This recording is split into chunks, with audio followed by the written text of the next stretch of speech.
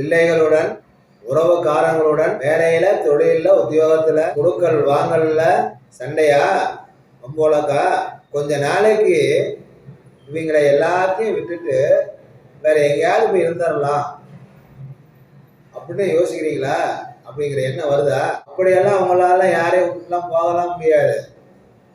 எதையும் எதிர்கொண்டு வெற்றி பெறும் ஆற்றலை இயற்கையாக கொண்டு பிறந்துள்ள மீனம் ராசியில் பிறந்த சகோதர சகோதரர்களுக்கு எனது அன்பான வணக்கங்கள். உங்கள் ராசியிலேயே சனீஸ்வரன், விரையாதிபதி சனீஸ்வரன், ராகு, நீச்ச புதன், உச்ச புதனம், உச்ச சுக்கரனும் உட்காந்துட்டு இருக்கு. ராசிக்கு 2ஆம் இடத்துல 6க்கு உண்டான சூரியன் உச்சமா வந்து உட்காந்து செவ்வாய் நீச்சத்துக்கு போனதுனால கையில் இருக்கிற காசு, பணம், நகை, பொருள் ஜாக்கிரதையா பார்த்துக்குங்க. உங்க பிள்ளைகளும் குழந்தைகளும் சொந்தம் வந்துமே வந்து சந்தனமா அதை வாங்கிரும். உங்க கைவிட்டு போனா அதை மீண்டும் திரும்ப வருமா? அது கடவுளுக்கு மட்டும்தான் தெரியும். ஏன்னா கிரக நிலைகள் அப்படி. ராசியிலேயே சனி, ராகு, நீச்ச புதன், 7ல கேது, தனிச்ச கேது, 2ல 6க்கு உண்டான சூரியன், 2ஆம் அதிபதி செவ்வாய் நீச்சத்துக்கு போயிடுச்சு. ராசி அதிபதி குருவுக்கு 8ஆம் இடத்துல மாந்தி. இப்படி கிரகம் இருந்தா ஒரு மனுஷன் என்னதான் பண்ண முடியும்? எவ்வளவுதான் பொறுமையா போறது, அனுசரிச்சு போறது, தாங்கிறது. குடும்பத்தை கட்டி காப்பாற்றுவதா, குடும்பத்தை கட்டி காப்பாற்றி ஒற்றுமையா கொண்டு வந்து சேர்த்துறதே பெரும்பாடா இருக்கு. உத்தியோகம், வேலை, தொழில், வருமானம், வாரிசு, எதை தொட்டாலும் பிரச்சனை. பணம் பணம் பணம் பணம். பணத்தை வச்சே சண்டை, வம்பு, வழக்கு, நிம்மதி கெட்டுப்போம், கண்ணு கெட்டுப்போம், பல்லு கெட்டுப்போம். போன வாரம் தென்மேற்கு திசையிலிருந்து பழைய உறவு, பழைய நட்பு போன் பண்ணியோ அல்லது ஏதோ ஒரு வகையில நான் பண்றேன், நான் பார்க்குறேன், நான் செய்யறேன், உதவியெல்லாம் பண்றேன் அப்படின்லாம் சொல்லியிருப்பாங்க. அது போன வாரம் நவாம்ச ராசியில புதன் உச்சத்தில் இருந்துச்சு. இந்த வாரம் அதுவும் இல்லை. இந்த வாரம் தனிச்ச கேது தான் உட்காந்துருக்கு. அப்ப இந்த வாரம் கொஞ்சம் தள்ளி போகும். அடுத்தவருடைய உதவி, அடுத்தவருடைய அன்பு, ஆதரவு தள்ளி போகும். உங்க உடம்ப பாருங்க, உங்க ஆரோக்கியத்தை முக்கியத்துவம் கொடுங்க.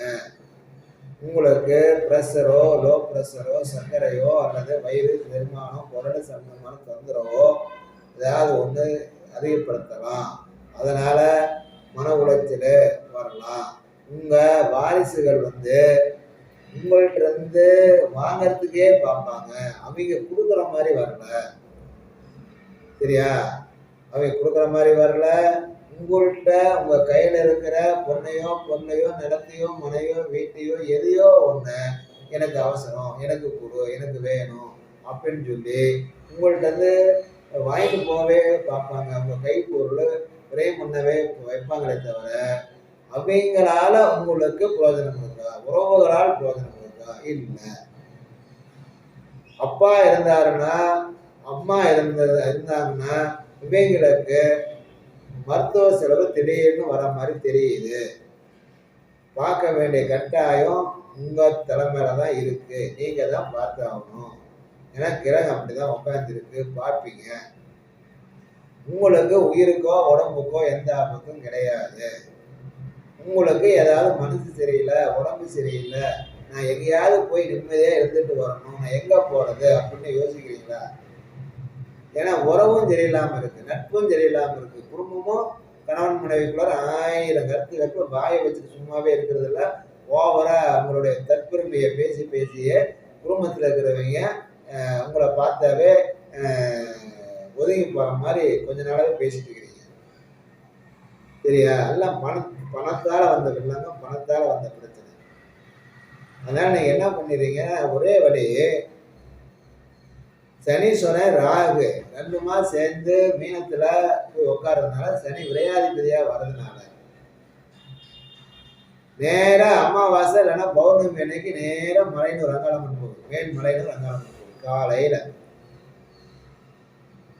காலையில மலையனூர் அங்காளம்மனை தரிசனம் பண்ணிட்டு மதியம் திருவாக்கரை மக்கரகாலையை தரிசனம் பண்ணுங்க. சாயந்தரம் 6 மணிக்கு திருவண்ணாமலை கிரிவலம். முடிஞ்சா அமாவாசைக்கு முயற்சி பண்ணுங்க, இல்லைன்னா எல்லாரும் போற மாதிரி பௌர்ணமியில போங்க. நான் வேணான்னு மறுக்கிறேன். பௌர்ணமியே பெஸ்ட். ஏன்னா லட்சக்கணக்கான ஜனங்க கோயிலுக்கு உள்ளார போய் தரிசனம் பண்ணிட்டு தான் கிரிவலம் சுற்றணுங்கிற அவசியமே கிடையாது. சரியா?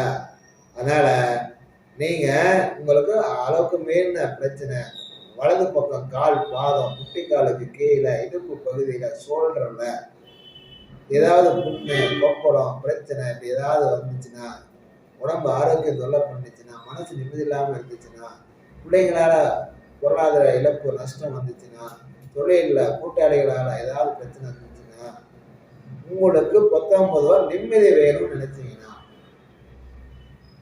ஒரே வழி, பௌர்ணமி காலையில மேல்மலையனூர் அங்காளம்மன் கோவில், மத்தியானம் திருவாக்கரை வக்கரகாளி அம்மன், சாயந்தரம் திருவண்ணாமலை கிரிவலம். ஒரு 8 பௌர்ணமிக்கு முயற்சி பண்ணுங்களேன். ஏன்னா சனீஸ்வரமா 8 இல்லை, ராசியில 2.5 வருஷத்துக்கு இருக்க போகுது. என்ன ஆகிட போகுது? ஒரு நாள் இதுக்காக ஒதுக்கி போயிட்டு வாங்க. நிச்சயம் உங்கள் அனைத்து பிரச்சனைகளும் நீங்கி நலமோடு வளமோடு வாழ்வாங்க வாழ்வீர்கள். வாழ்த்துக்கள். வணக்கம் நண்பர்களே.